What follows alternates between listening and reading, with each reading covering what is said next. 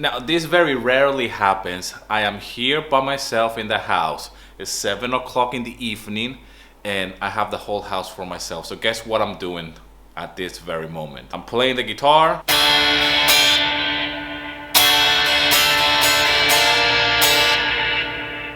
And I am drinking chipuro. Stinillamas. Ah, opa! Now, if you've been following me, you know that I'm a family man. I'm heavily involved with my kids. I work from home.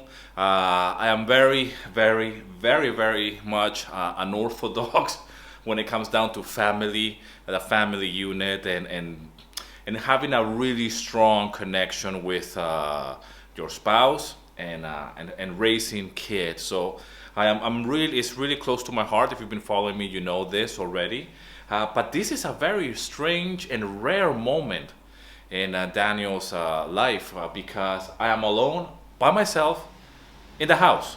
And the reason why is thanks to my mother-in-law that came to visit us, and they just went out to what is called Greek McDonald's, if you will, Goodies. If you're Greek, you know this. If you're not Greek, it's pretty much the answer to this is the Greek version of McDonald's, if you will. But nevertheless, I want to take the opportunity very quickly because I do get asked a lot about this website right here, okay? BeatsStars.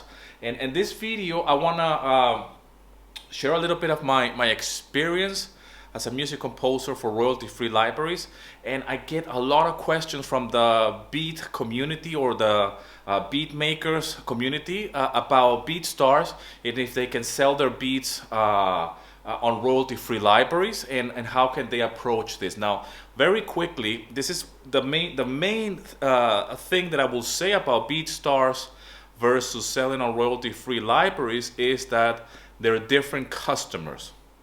Now, on royalty-free libraries, customers are mainly video makers that they're looking for music, okay? So that's the number one thing that you should note or that you should be considering when you are selling beats to royalty-free libraries. Now, there's two different customers. When you sell on your beats on BeatStars, you're mainly selling to other artists, okay? That's the main thing. I don't think video makers go to BeatStars and start purchasing beats from there to use it in their projects. They go to libraries like Audio Jungle and Pond5 to look for royalty-free music. Now, that's number one. Number two, okay, and this is very important, that even if you wanted to sell your beats on Audio Jungle and libraries like Pond5, you have to consider that when you sell your beats there on this type of libraries, it's not, first of all, it has to be on a non-exclusive basis, okay? So you will have to check. I don't sell beats on BeatStars because I'm not a beat maker and I don't know what are the terms and conditions that they have when you upload your music here or your beats. But the first thing that I will look at is if it's a non-exclusive deal. And still, you will need to be very careful because when you sell royalty-free music, you're not allowed really to alter that or to use it. You're not allowed to sing pretty much on a royalty-free track, okay? When you sell a music track on Audio Jungle or Pond5, it's pretty much the client will buy the track as it is, okay? But you're not allowed to actually sing on top of that track, which is the whole purpose of star beats. If a rapper or an artist just wants some beats and it's like a background kind of like track, they purchase it from places like this. This is a marketplace for that. So I'm sure that in their terms and conditions, it says that it's okay for the client or the customer to buy the beats and then start, just singing on top of it and then release that as their own music. And I'm sure that if you sell your beats here as an artist, you will have or you are entitled as well to royalties. I am not really sure about that, but if you're a beat maker and you are registered with a PRO, I'm sure you're entitled to your royalties through this type of marketplace. But again, I am not a beat maker, so I cannot really tell you what is it like in the inside. Now, there is a forum, there's the Music Library Report, which is a very popular forum There's a thread there, and I'm gonna leave the link in this video so you can go and check out, because somebody was asking about this. So you can just read it very quickly and get more information there. But mainly is that there's a difference of marketplace. So it's a different customer, it's a different use of the music. Really, when it comes down to royalty-free libraries, the music track, even if it's beats and even if it's in that genre or that style, that music track is a little bit more developed, and it's almost like an instrumental, so we'll have more things going on here. This type of beats are a little bit more open for people to start singing on top of it, okay? Or artists just to start using that music in their own way, okay? And it's a fantastic website, okay? I've heard the music there, and I've seen how talented the people that are selling their beats there is just mind-blowing, okay? It's truly mind-blowing. So, but I think that we have to consider that even if you're a beat maker and you're selling music on BeatStars, you could still compose music and create or develop a different type of beat, and you can still have that music in Audio Jungle or Pond5, okay? And that could be still on a non-exclusive, but it will be more targeted for the video makers, for that audience. It's a little bit more of work because it's not like you're just making the beats and uploading them to BeatStars and then uploading that same beat to Audio Jungle, but you could still be on both marketplaces and still be really business savvy and say, hey, I'm making some beats, I'm very creative, I am in this marketplace. I am very aware of Audio Jungle and Pond5. I could be composing what you call beats, but you wouldn't call it beats in Audio Jungle. You will just say it's a track, okay? And you will give it a name, okay? It will be an upbeat music track or whatever, in the style of whatever, and you know, so on and so forth. And you can definitely work your way around that. I wouldn't call it a limitation, but it's a way of seeing how you can be more creative as an artist. And the other way around will work perfectly fine as well. If you're a hip hop maker, and I have many of my friends make hip hop and they sell, you will call them beats on Audio Jungle, but they're different. They're a little bit more developed. They're not so. When you hear it, you can't really hear that that's going to be used by another artist. It's more for a video format, and you can really tell the difference, I believe. So if you make beats and you're selling on Audio Jungle, you can definitely join BeatStar and compose native content to that website and really create even more passive income, okay? Because you're gonna be in a different marketplace, in a different space where there is a lot of eyeballs, there's a lot of artists looking for beats, there's a lot of artists that need this type of music. So if you are able to produce that, that will be a great idea, to be quite honest. I don't produce beats myself, so I can't really embark in this type of journey.